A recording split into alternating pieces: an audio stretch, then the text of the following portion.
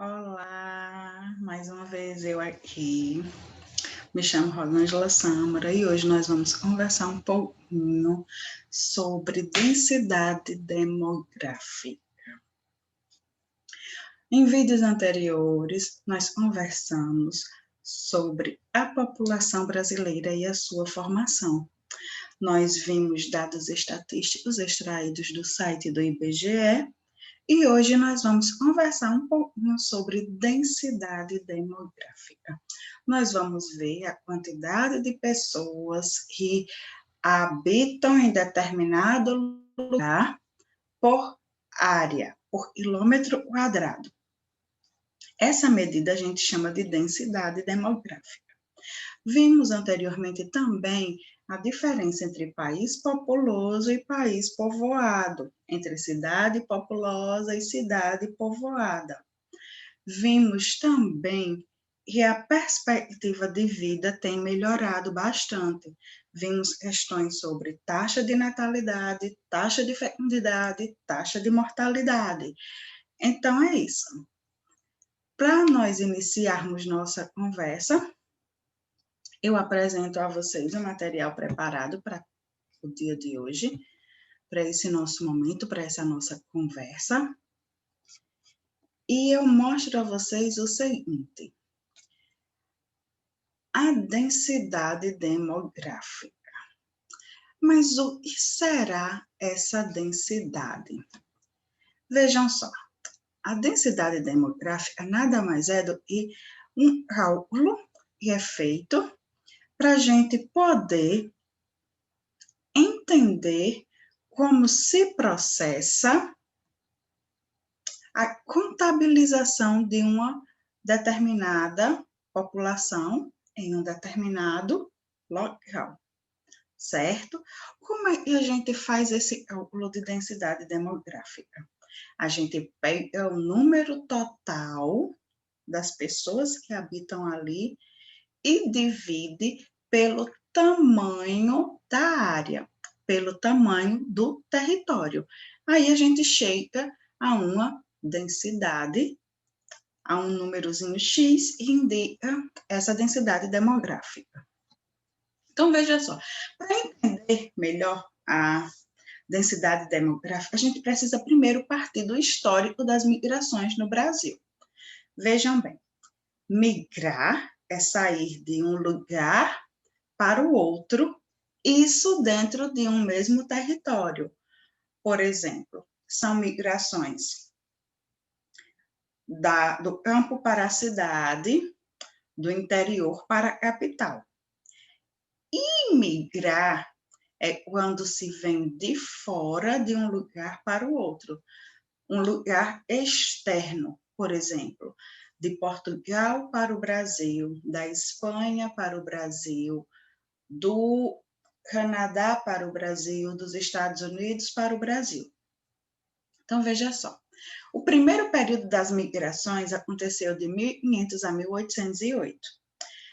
A imigração predominantemente de portugueses, mas também haviam holandeses, franceses, ingleses e os africanos na condição de escravos.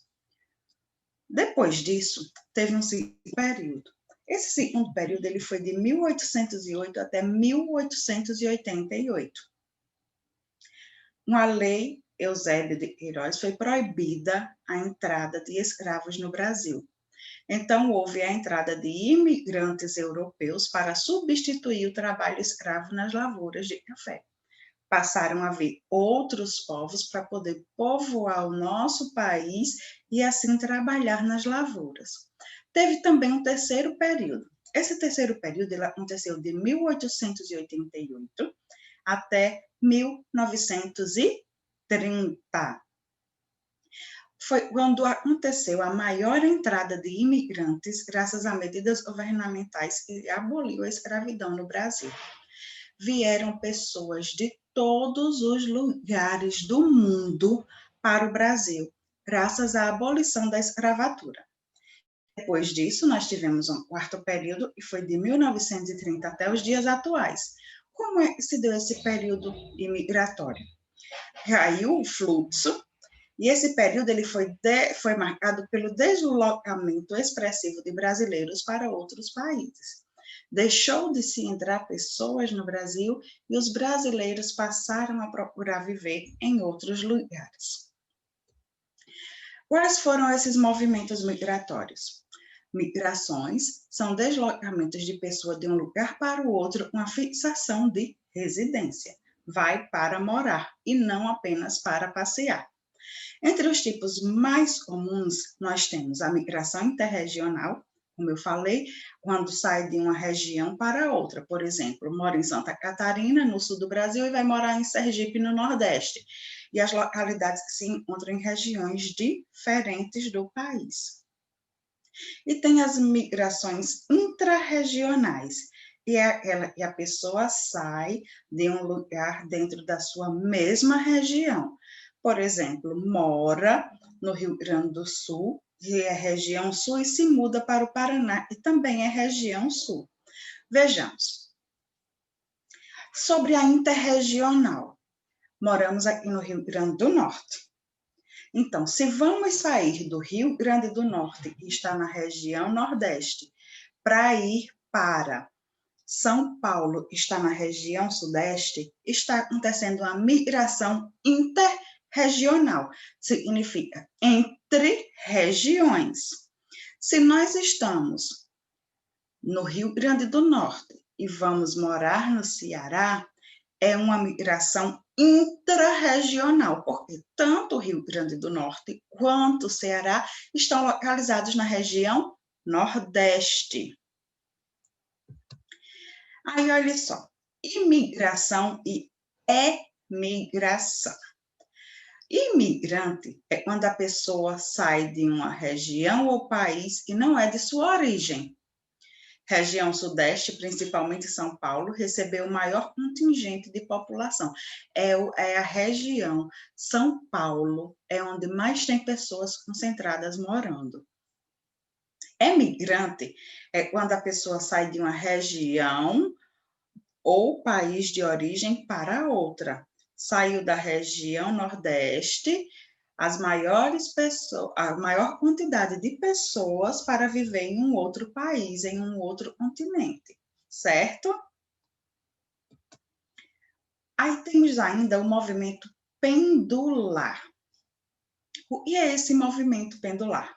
É o deslocamento populacional diário que ocorre dentro de uma mesma região sem a intenção de uma mudança definitiva de residência. Ou seja, sai todos os dias, mas não para morar fora. Um exemplo disso são as pessoas que saem todos os dias de um lugar para o outro para trabalhar e no final do dia retorna para o seu lugar de origem. Quais são os exemplos disso? Os corumbas, que deslocam-se do sertão nordestino para o litoral durante as grandes estiagens, e os boias frias, que deslocam-se diariamente para o campo e no final do dia retornam para a sua cidade. Em Curitiba, tem um movimento pendular realizado por pessoas que residem nas cidades metropolitanas, como São José dos Pinhais, Colombo, Piraraquara, Araucária, conhecidas como cidades dormitórios. Porém, vai para Curitiba diariamente, pois é em Curitiba que exercem suas atividades como trabalho e estudo. Então, essa é uma realidade da região sul do Brasil. Trazendo para a nossa realidade Nordeste, região Nordeste, nós vemos pessoas que todos os dias acordam às 3 ou 4 horas da manhã para pegar um ônibus às 5 e ir estudar fora, ir trabalhar numa outra cidade e no final do dia retornar para a sua cidade de origem, certo? Aí nós tivemos ainda como um agravante para essas questões de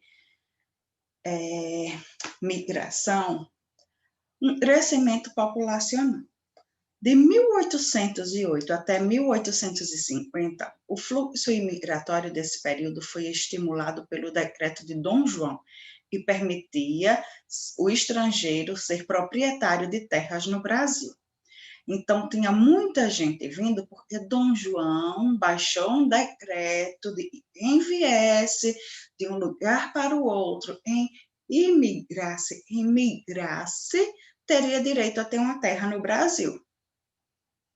De 1850 a 1930, teve um período de maior entrada de imigrantes no Brasil. Muita gente veio, muita gente.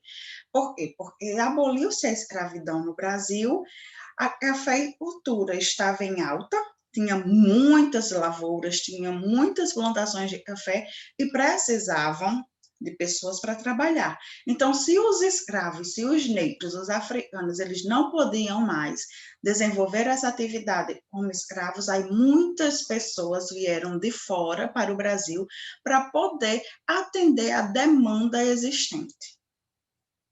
De 1930 até 1934, com a adoção da lei de cotas, que estabelecia limites à entrada de imigrantes, nós também tivemos um aumento populacional, certo? De 1939 até 1945, o crescimento tornou-se acelerado, devido à diminuição das taxas de mortalidade. Como vimos em vídeos anteriores, a taxa de mortalidade caiu. As pessoas passaram a ter uma longevidade maior. Por quê? Porque se descobriram políticas públicas, porque se descobriram medicamentos, porque as condições de vida ficaram melhores, porque a saúde melhorou, a questão dos esgotos, do saneamento básico melhorou. Então, tudo isso contribuiu para que as pessoas tivessem uma longevidade maior. A morte, a quantidade de pessoas que morriam se tornou menor e a longevidade se acentuou. Então, por causa disso, por causa dessa queda na taxa de mortalidade, começou a aumentar a população, certo? De 1940 até 1960, foi registrada a maior evolução das taxas de crescimento populacional, atingindo, em 1960, a taxa de 2,99% ao ano. O que significa isso? Começou, nesse período, a aumentar muito. 2,99% ao ano de pessoas que aumenta é muita coisa. A partir da década de 60, começou a ocorrer uma desaceleração demográfica contínua. As taxas de natalidade passou a ser maior do que as de mortalidade, registrando no ano 2000 um crescimento demográfico de 1,64% ao ano, com tendência à queda, certo? À medida que a taxa de mortalidade diminui, a taxa de natalidade cresce, certo? Então, se nasce mais pessoas do que morre, nós registramos aí um crescimento populacional. Mas esse crescimento populacional, esse crescimento demográfico, ele tende a cair. Por quê? Porque, olha só, observando o gráfico, nós tivemos no ano de 1940, 1,49% de aumento na população. Em 1950, nós tivemos 2,39% de aumento populacional. Em 1960, nós tivemos um aumento de 2,99% de aumento populacional. Em 1970, nós tivemos uma quedazinha, caiu para 2,89%. Em 1980, caiu mais um pouquinho para 2,48%. Em 1990, caiu mais um pouquinho, para 1,93%. E no ano 2000, caiu mais um pouquinho para 1,64%. Apesar de termos essa queda, certo? Apesar de ter caído um pouco essa questão do crescimento populacional, de ter desacelerado, nós ainda temos uma questão de aumento da população por causa da taxa de natalidade que aumentou, certo?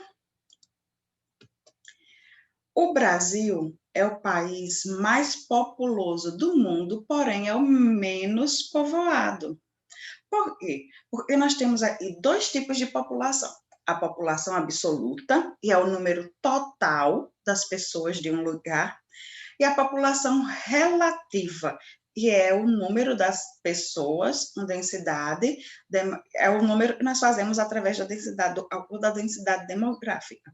A gente pega o tanto de pessoas, divide pelo tanto do território para poder dar essa população relativa.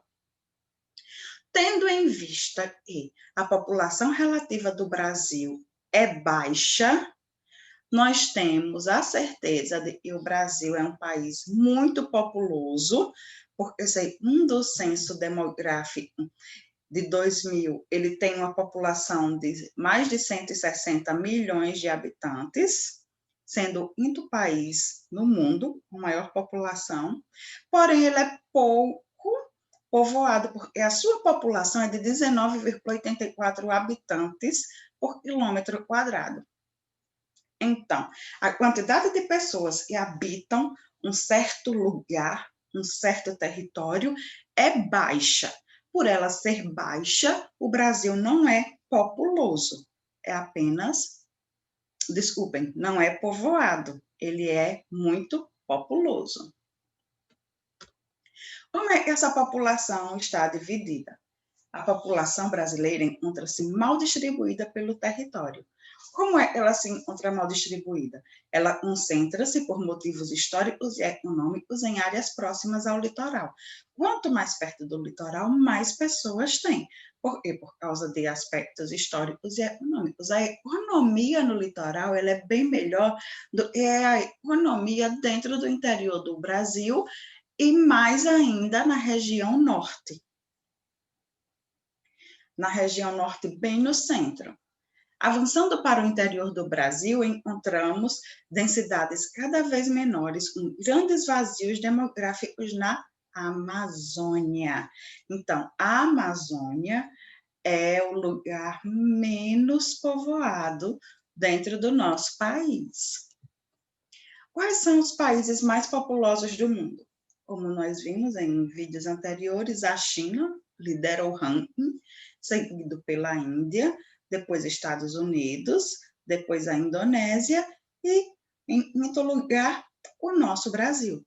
O nosso Brasil soma 205 milhões e 2 mil habitantes. Ele sendo o quinto mais populoso do planeta Terra, para a gente saber a sua população absoluta, a gente pega o número total. E já sabemos, 205 milhões e 2 mil habitantes. Quando um país possui uma população absoluta, o total das pessoas maior do que 100 milhões, a gente diz que ele é populoso. Aí, quando a gente pega para fazer a densidade relativa ou a densidade demográfica ou a população relativa, a gente pega essa quantidade de pessoas, divide pelo número do território para poder chegar a esse valor. Então, é essa daí a relação existente entre a população absoluta e o tamanho do território. Corresponde ao número de pessoas por quilômetro quadrado. Quando um país possui uma população relativa maior que 100 habitantes por quilômetro quadrado, trata-se de um país povoado. Então, nós não temos mais de 100 mil habitantes por quilômetro quadrado. Por isso, o Brasil não é povoado. O Brasil é populoso, pois possui uma população absoluta maior do que 100 milhões de habitantes. Porém, é pouco povoado, pois a sua população relativa é de cerca de 24 habitantes por quilômetro quadrado. Tinha que ser 100 mil, não é? Por quilômetro, então já estamos fora, porque temos apenas 24 habitantes por quilômetro quadrado. A população está distribuída da seguinte forma. A maioria das pessoas moram em regiões litorâneas. A distribuição da população, para ela acontecer, ela é influenciada por fatores naturais e econômicos que podem ser permissivos, atrativos, ou restritivos, repulsivos. A população brasileira ela não é bem distribuída no nosso território. A maior parte dessa população está realmente na faixa litorânea, ou seja, nas cidades que possuem praia, porque é no litoral e a economia é melhor, certo? Tem muito turista, então tem muito trabalho disponível. Assim, subentende-se. Essa densidade populacional, para fazer um estudo delas, alguns conceitos são importantes, como o caso da densidade de populações, sendo definido como o número de indivíduos em uma determinada área, ou seja, é o tamanho da população em relação a uma unidade de espaço. Geralmente é avaliada e expressa como o número de indivíduos ou a biomassa da população por unidade de área e de volume. 4 fatores influenciam a densidade demográfica. A imigração, o número de indivíduos e vindos de outras áreas entram nessa população. A emigração, o número de indivíduos que saem dessa população. A natalidade é o número de indivíduos que nascem por unidade de tempo. E a mortalidade é o número de indivíduos que morrem. Então, esses 4 fatores, eles podem determinar a densidade demográfica de um lugar, de uma região, de uma cidade, de um país, de um continente, certo? Precisa se observar quantas pessoas entram, quantas pessoas saem, quantas pessoas nascem, quantas pessoas morrem, para poder definir a densidade de um lugar. E essa definição ela é possível acontecer porque nós temos o Instituto Brasileiro de Geografia e Estatística, o IBGE, e faz essa contagem populacional a cada 10 anos. De modo geral, as taxas de natalidade e de imigração tendem a aumentar a densidade da população e as taxas de mortalidade e de imigração tendem a diminuí-la. Sendo assim, a população se encontra em equilíbrio quando soma a taxa da natalidade com a de imigração for igual à taxa de mortalidade e de imigração. Quando a gente tem duas taxas que se igualam, aí a gente diz que está em equilíbrio, certo? Nem tem de mais, nem tem de menos, está equilibrado. Aí nós temos alguns movimentos populacionais, que são as migrações. Todas as migrações são mudanças de população de uma região para outra, de um país para outro, ou do campo para a cidade, é o que a gente chama de êxodo rural. Mora no campo, mora no sítio e vai procurar uma vida melhor morando na cidade, é o que a gente chama de êxodo rural. A transumância é o movimento populacional que acontece em determinadas épocas do ano e sempre se repete. Como é isso? Todo ano, naquele período, as pessoas saem de um lugar para o outro buscando uma vida melhor, certo? Inúmeras são as causas do deslocamento de pessoas entre as várias regiões do planeta. São as causas econômicas, e é a mais importante ao longo da história. Precisa de um emprego melhor, sonha uma vida melhor, então vai procurar chances de uma vida melhor em um outro lugar. São as causas também político-ideológicas, não concorda a ideologia política de um lugar e procura um outro para se encaixar. Os desastres naturais acontecem tsunamis, terremotos, maremotos e destroem, inviabilizam a vida naquele lugar e as pessoas precisam sair dali para ir para o outro lugar. Os conflitos militares e questões religiosas também. Então, tudo isso leva as pessoas a saírem do seu lugar de origem para buscar uma vida melhor em outro.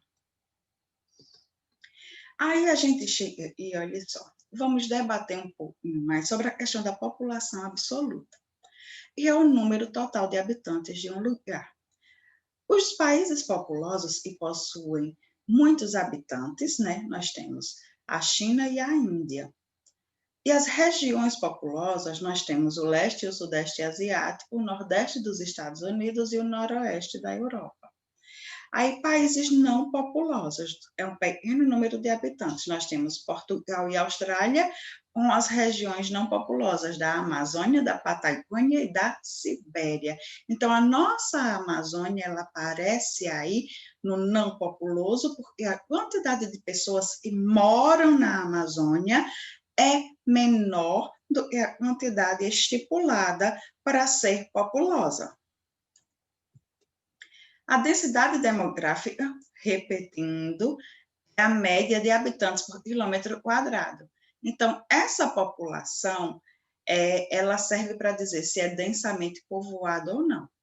O lugar densamente povoado tem uma densidade demográfica elevada, muito alta. Quais são os exemplos? Mônaco, Singapura, Bangladesh.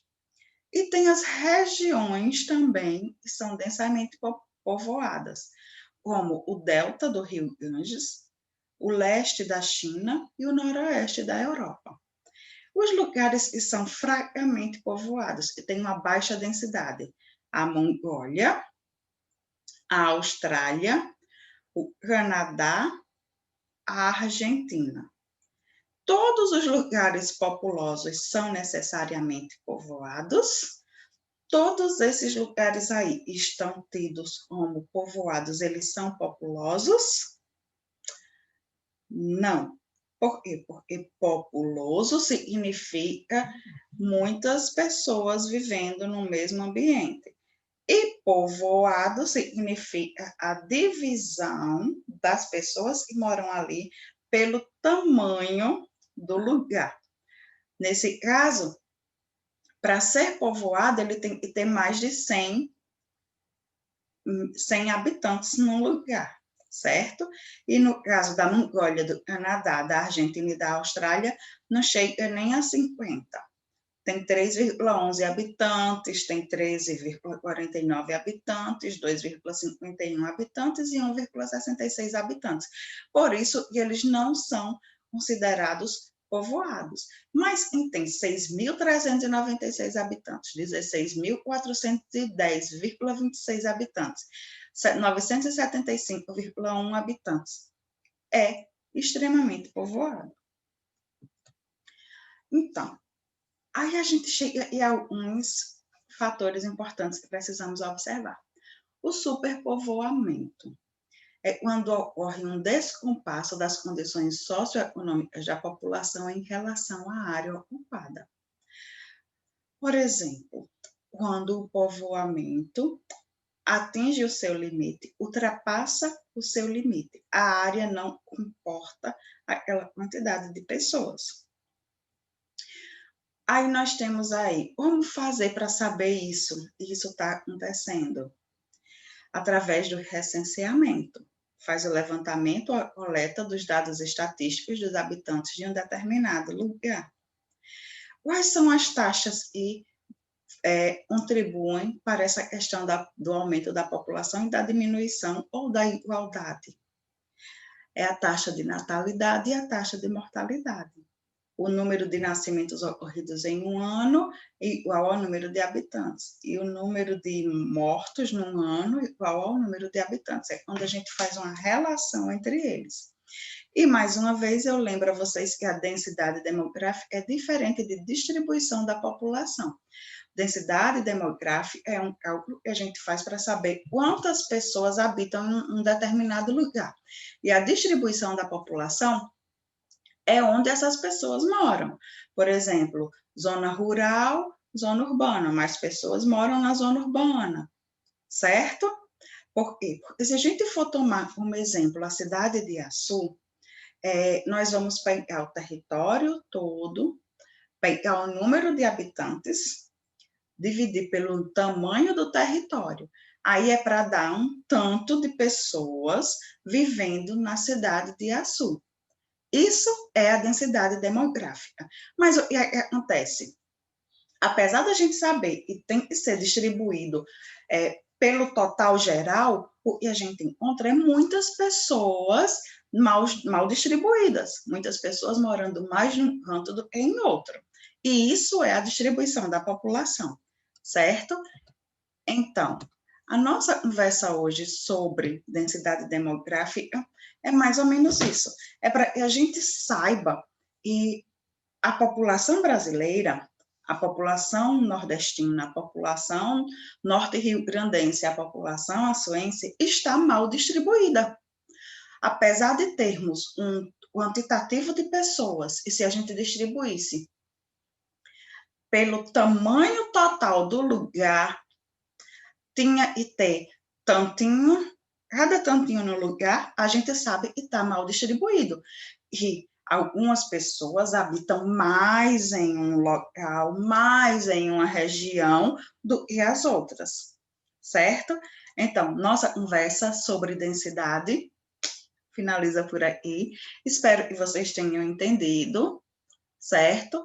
Qualquer dúvida, recorre aos vídeos anteriores e eu espero poder conversar mais sobre esse assunto posteriormente. Tá bom? Valeu!